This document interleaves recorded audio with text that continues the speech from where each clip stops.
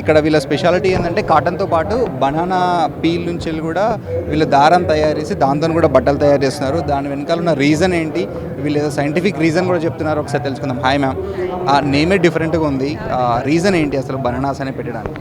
Banana అంటే bananas అనేది ఏంటి అంటే అరటి నారుతో చేసిన వస్త్రాలండి ఇవి.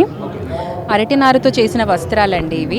దీంట్లో కాటన్తో మిక్స్ చేస్తాము, హెంప్తో మిక్స్ చేస్తాము, వేరే డిఫరెంట్ సిల్క్తో మిక్స్ చేసిన మెటీరియల్స్ అండి ఇవన్నీ.